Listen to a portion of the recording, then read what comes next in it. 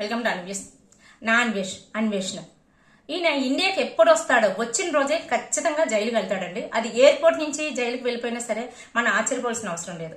So ఎందుకు ఇలా అంటున్నాను అని చెప్పేసి దానికన్నా ముందు నేను ఒక విషయం మాట్లాడాలి. అప్పుడు ఏం జరిగింది, ఏం జరగబోతుంది అనేది మాట్లాడుకుందాం. సో ప్రస్తుతం మన తెలుగు 2 రాష్ట్రాల్లో జరుగుతున్న అత్యంత యుద్ధ టాపిక్ ఏంటంటే బెట్టింగ్ యాప్స్. దీని మీద సజ్జనర్ ఐపీఎస్ ఆఫీసర్ సజ్జనర్ గారు కానీ మళ్ళీ అవినాష్ గారు కానీ ఇంకా కొంతమంది దీని మీద చేస్తున్న ఫైట్ కి సో హ్యాట్స్ ఆఫ్ చెప్పాలి. సో దీనివల్ల ఎంత మంది బయటకు వచ్చారంటే ఎస్పెషల్లీ బిగ్ బాస్ నుంచి వచ్చిన కంటెస్టెంట్స్ అండి. అసలు నిజంగా వీళ్ళనే కాదు, సినీ ఇండస్ట్రీ నుంచి కానీ వాళ్ళని వీళ్ళని కాకుండా మొత్తం అందరిని లాగి అందరి మీద కేసులు పెట్టి యుద్ధ ప్రాతిపదికన వాళ్ళ మీద ఈ బెట్టింగ్ యాప్స్ మీద ఫైట్ చేసే విధానానికి మాత్రం హ్యాట్స్ ఆఫ్. సో దీనివల్ల ప్రజల్లో కూడా చాలా అవేర్నెస్ వచ్చింది, చాలా మంది ప్రాణాలను కాపాడిన వాళ్ళు అయ్యారు. అంతేకాదు ఈ యుద్ధం కొన్నాళ్ళు కంటిన్యూ చేస్తే చేంజ్ అయితే చాలా వస్తుంది. రేపు పొద్దున్న ఎలాంటి సెలబ్రిటీ కూడా ఇలాంటి విషయాలు మాట్లాడితే వినడానికి జనాలు ఎవరు రెడీగా ఉండరు. మంచి అవేర్నెస్ తీసుకొచ్చారు.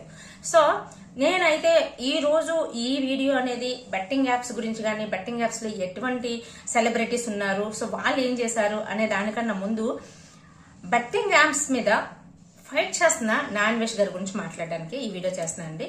సో ఆయన ఎప్పటి నుంచో చాలా కాలం నుంచి నేను ఆయన ఎప్పటి నుంచో నాకు ఇంచుమించు కరోనా టైం నుంచి ఆయన వీడియోస్ చూస్తున్నా. నేనే కాదు ఫ్యామిలీలో చూస్తుంటాము. ఆ తర్వాత కొంతకాలం తర్వాత ఆయన వీడియోస్ చూడలేక నేను పక్కన పెట్టేశాను. దానికి రీజన్ కూడా చెప్తా. కాకపోతే ఆయన ఫైట్ చేసిన విధానం, ఆయనకి వచ్చిన సబ్స్క్రైబర్స్ నుంచి ఆయన ఏం చెప్పినా సరే చెల్లుతుంది. ఆయన బెట్టింగ్ యాప్స్ చేయాలనుకున్నా సరే చేస్తుంది. కొన్ని లక్షలో కోట్లలోనో డబ్బులు వస్తాయి, కానీ మాట ప్రకారం ఆయన బెట్టింగ్ యాప్స్ చేయలేదు, ఇది మన ప్రమోషన్స్ చేయలేదు. ఈయన అందరికీ కూడా ఈ మధ్య ఒక రీజన్ కూడా చెప్పారు. సో వాళ్ళ నాన్నగారి వల్ల వాళ్ళ పర్సనల్ లైఫ్ లో వచ్చిన ఎక్స్పీరియన్సెస్ వల్ల సో నేను ఇది చేయలేదు, నాకు పర్సనల్ గా ఎక్స్పీరియన్స్ అయ్యింది కాబట్టి నేను చేయలేదు అని చెప్పారు. Well done. ఇంకొకటి, ఆయన చేయకుండా వేరే వాళ్ళు చేస్తున్నప్పుడు కూడా వాళ్ళని కూడా ఆయన పర్సనల్ గా చెప్పాను, నేను ఎన్నోసార్లు ఎంతో మందికి చెప్పాను అని చెప్పేసి విత్ ప్రూఫ్స్ విత్ మెసేజెస్ చూపించారు. అప్రిషియేట్ చేయాల్సిందే. ఆయన ఆ మాట మీద నిలబడ్డారు. సో ఆయన కొలీగ్స్ అంటే తోటి యూట్యూబర్స్ కానీ వ్లాగర్స్ కానీ ఎవరైనా చేసిన వద్దని చెప్పేవారు. సో ఖచ్చితంగా అప్రిషియేట్ చేయాల్సిందే, సన్మానించాల్సిందే.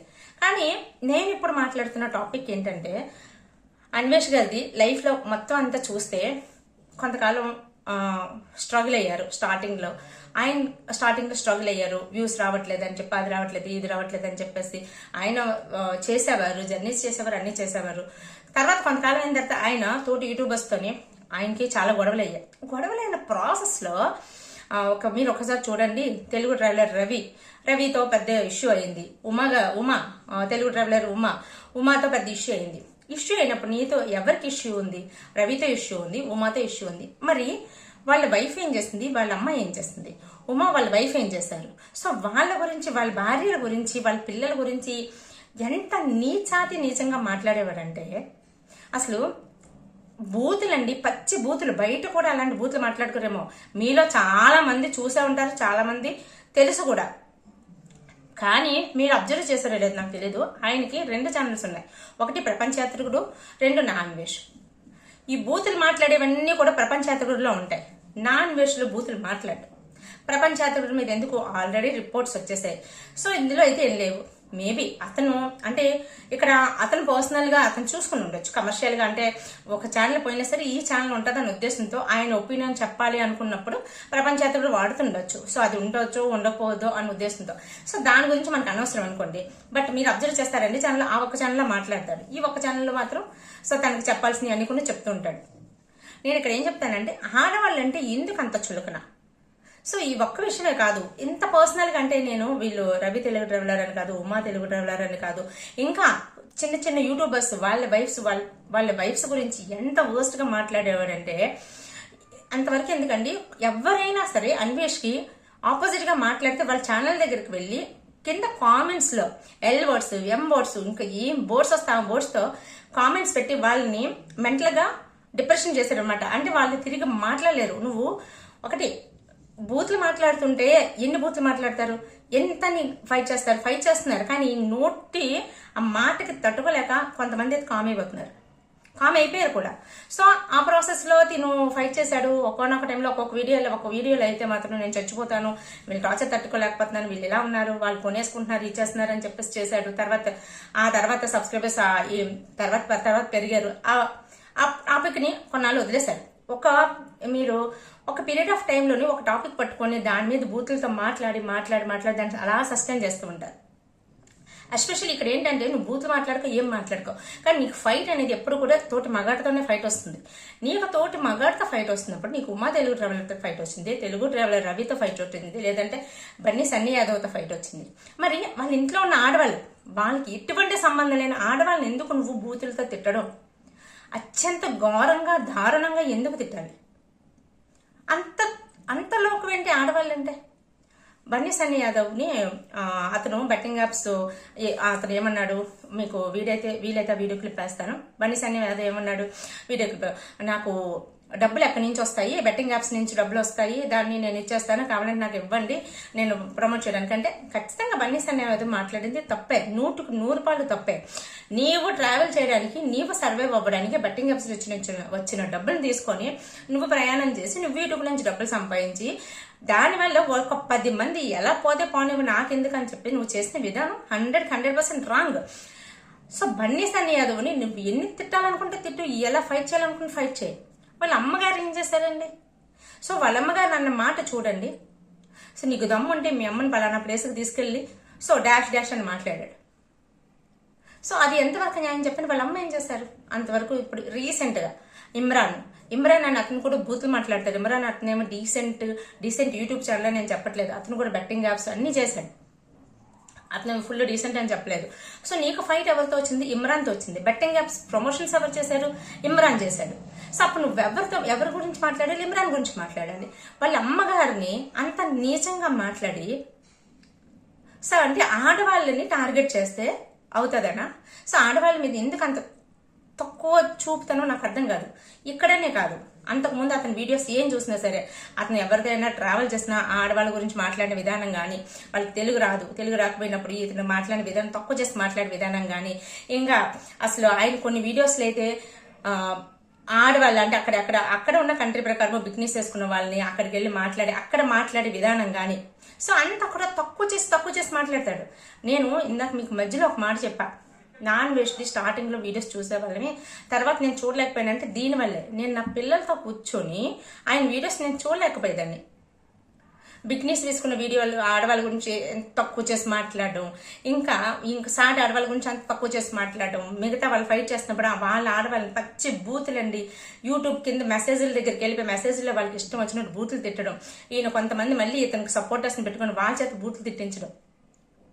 అసలు ఎలా ఉంటుంది చెప్పండి? నిజం చెప్తున్నా, నాన్ వెజ్ మీద ఆల్రెడీ కేసులు ఉన్నాయి. అంటే ఇండియాకి వచ్చి అంటే ఇప్పుడు మీరు అంటే బెట్టింగ్ యాప్స్ మీద ఫైట్ చేయడం నేను తప్పని చెప్పట్లేదు.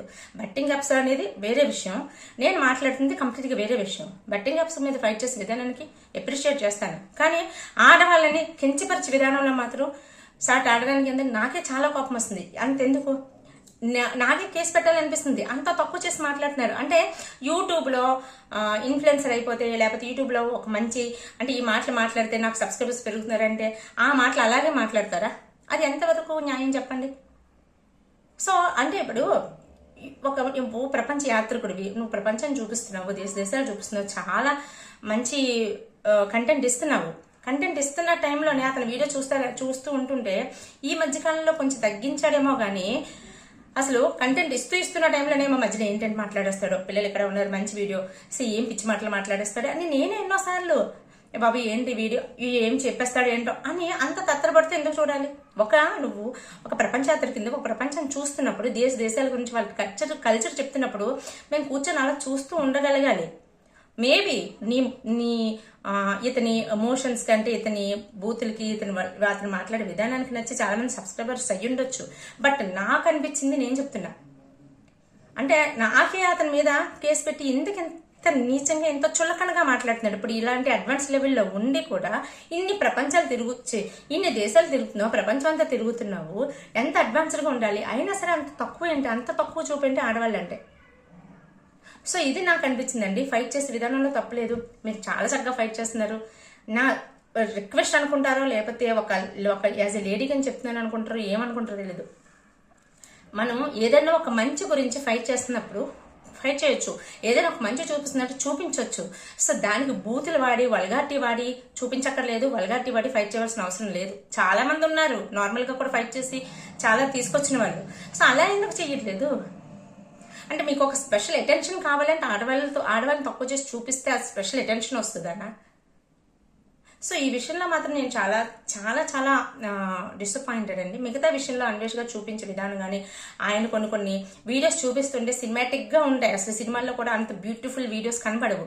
సో అలా చూపించిన విధానం కానీ, అక్కడ కల్చర్ చెప్పే విధానం కానీ, ఇప్పుడు బెట్టింగ్ యాప్స్ గురించి ఆయన ఫాలో అవుతున్న రూల్స్ కానీ అన్నింటినీ అప్రిషియేట్ చేస్తాను. కానీ ఆడవాళ్ళని తక్కువ చేసే విషయంలో మాత్రం నేను ఆయన విషయంలో ఎన్ని చేస్తున్నా సరే ఎందుకు ఆడవాళ్ళని ఎంత తక్కువ చేసి మాట్లాడతాడు అని అనిపిస్తుంది. ఇప్పుడు పోసాని కృష్ణమురళి కానీ, బోర్గడ్ అనిల్ కానీ వీళ్ళందరూ జైలుకి ఎందుకు వెళ్ళారండి? సో బోర్గడ్ అనిల్ వదిలేయండి, పోనీ బోర్గడ్ అనిల్కి రౌడీ షీట్ అని పేరు ఉంది. పోసాని కృష్ణమురళి ఎందుకు వెళ్ళాడు? ఆయన ఏమైనా చెడ్డ పనులు ఏమైనా చేస్తాడా? ఎందుకు వెళ్ళారు? బూతులు, పర్సనల్ లైఫ్కి వెళ్ళి బూతులు మాట్లాడారు కాబట్టి ఆయన జైల్లో ఉన్నారు. ఒకదాని మీదకి ఒకటి ఆయన కేసులు పెట్టి బయటకు రాలేని సిచ్యువేషన్, బెయిల్ తీసుకుని బయటకు రాలేని సిచ్యువేషన్కి అయిపోయారు. ఎందుకని ఒక్కసారి ఆలోచించండి. సో మనకి ఒక పొలిటీషియన్ బూతులు మాట్లాడితే మనం ఏదైనా చేస్తాము. ఒక ఇన్ఫ్లుయెన్సర్ 100 బూతులు మాట్లాడి ఒక మంచి మాట చెప్తే అవన్నీ పక్కన పెట్టేస్తామా? సో మీరు ఆలోచించండి. మీకు ఏమనిపించిందో కామెంట్ చేయండి. వీడియో మీకు నచ్చితే లైక్ చేసి షేర్ చేయండి. ఛానల్ సబ్స్క్రైబ్ చేసుకొని మర్చిపోద్దు. Take care, bye by.